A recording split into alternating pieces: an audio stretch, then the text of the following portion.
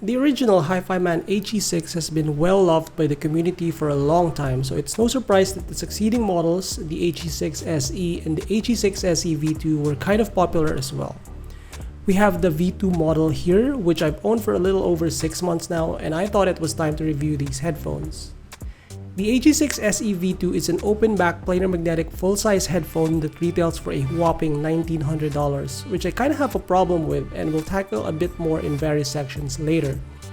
It is, however, mostly available $700, brand new, and you can get an open box or refurb at around $500. Pretty long way down from its original MSRP. Like pretty much every Hifiman headphones, the HE6 V2 is available in a single, variant, or color, which is this dark blue shiny finish. This headphone comes in an eco-friendly box that they introduced sometime in 2022. You get a balanced cable, an adapter to 6.35mm plug, and a standard stand that comes with this packaging. Sadly, the cable is the infamous god-awful surgical tubing-like one that they used to ship with most of their headphones previously. Maybe they've changed that now, I can't really tell, but this cable is just not very pleasant. The HE6se V2 is quite heavy at close to 500 grams, and most of its weight is in its cups. The cups seem to be made of hard plastic, and the pads from both the cups and headband seem quite similar to the Deva or the HE400se, which are significantly cheaper than these, especially comparing their MSRPs. Despite its heft, it doesn't feel as premium. The arms don't get scratched like some of their models, but it also wiggles quite a bit, and I'm not sure how durable it is. The pads are synthetic leather, which will chip over time like you can see with this model. And yeah, the cable. Oh, you probably noticed the grills look a bit different than in photos. It's because I removed the plastic that covers the grill, which did help with the soundstage. Actually, the mod is to remove the entire grill, but I'm not comfortable doing that as dirt and dust may come inside. But that's what most people do, and they call this mod as a grill mod, so maybe dust getting in isn't that big of a deal. Aesthetically, the dark blue color is interesting to say the least, but I would say the look is more utilitarian than something that's gonna wow people. Overall, I don't know if this build is $1,900 worthy, which I guess is why the price moved down pretty quickly. I have no problems wearing the HE6se over long periods of time, but that doesn't mean it's comfortable. It's more of my tolerance with these heavy headphones. The cups, which are quite heavy, and the headband design are not a good combination, and you definitely feel it on top of your head after some time. The weight distribution is just not very good, and the fatigue is gonna set in over time despite having a thick but stiff headband padding at the top. I'd say the comfort level is similar to an Odyssey headphone of yesteryears, like this LCD2 for example.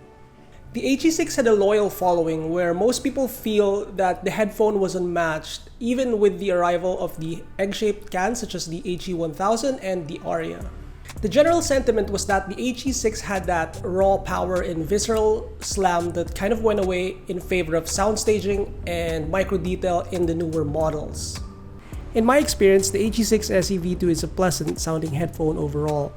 It's been more than a decade since I've heard the original HE6, so I can't really speak for the sound impressions anymore and more so do a comparison. But I would say that the HE6se V2 sounds like an upgraded Sundara, which in itself is a competent sounding headphone already. Tonally, there's nothing major to fault. There's that 1.5 to 2.5 kHz recession that's typical of Hifiman headphones, and you may want to bring up a touch. There's also a small peak at 4 kHz that comes in every once in a while, but they're not really deal breakers in my opinion. The bass is quite nice, has good extension, but no accentuation whatsoever. The transition to mid-range is coherent, and you don't feel there's any disconnect, and the overall mid-range has a pleasant quality to it. Nothing too warm, maybe a touch mid-forward, but it's also not too thin or sterile sounding. Tonally, I'd say that it has some mid-forwardness to it and a hint of lower treble brightness. Now, if I'm really nitpicking, I would say it has a bit of that treble timbre or coarseness that is quite typical with Hifiman headphones, which makes it a bit brighter than what the measurements might suggest. Subjectively, the HE6se V2 seems more dynamic or punchy sounding compared to the egg-shaped cans such as the Aria, the Edition XS, and even the HE1000. It seems to be around the same, if not a bit better than the Sundara. I know the OG HE6 was even more punchy, and it would have been dope if this variant had the same slamming capabilities. Play around adding a bit of bass shelf and see if it helps for your taste. Soundstage and imaging are like open cans, but it's more on the narrow side, similar to the Sundara and perhaps the HD600 line by Sennheiser. The grill mod that I mentioned at the beginning helped open up the sound a bit, and it's a must-have. Detail retrieval and overall incisiveness seems to lag behind the more expensive HE1000 or even the Aria. If I really have to say something not positive about the HE6se V2 sound, I would probably say that its overall resolve and musicality do not scale to its MSRP of $1,900. As mentioned earlier, this headphone is mostly on sale for $700 and the refurb from Hifiman itself is right around $400 to $500.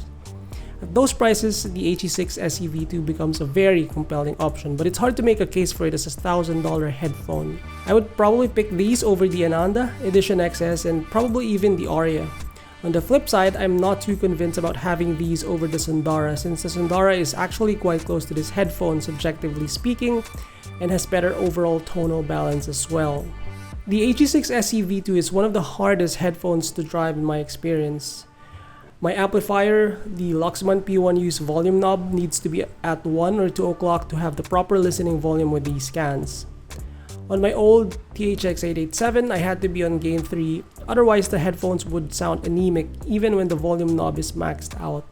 It goes without saying, but the HE6se V2 is not gonna sound loud or good enough without it being connected to an amplifier. It's historically been known as a hard-to-drive headphone, so it's no surprise that an amplifier is a requirement for these. In conclusion, the HE6se V2 is easy to recommend sound-wise, as it has few flaws, but these flaws might be deal breakers for you. All in all, there are 3 major reasons why you might want to skip this. Number 1 is if you don't have an amplifier to drive it. Number 2 is if it's more expensive than $600. And number 3 is if comfort is something you truly value, which I think most people would. There's actually another one, which is the presence of the Sundara, which is cheaper, yet is probably about 95% of these headphones. Still, it's hard to go wrong with the HE6se V2 in the $500 to $600 range. It's a competent enough headphone in that price range if you can put up with its weaknesses. It also gives you a taste of what the legendary HE6 is about and is versatile enough for most genres. That's about it for this review of the Hifiman HE6se V2. Go check them out at hifiman.com online store for more details. Thumbs up the video if you like it, subscribe for more headphone.ph video reviews, and visit headphone.ph for the text version of this review. I'll see you guys next time.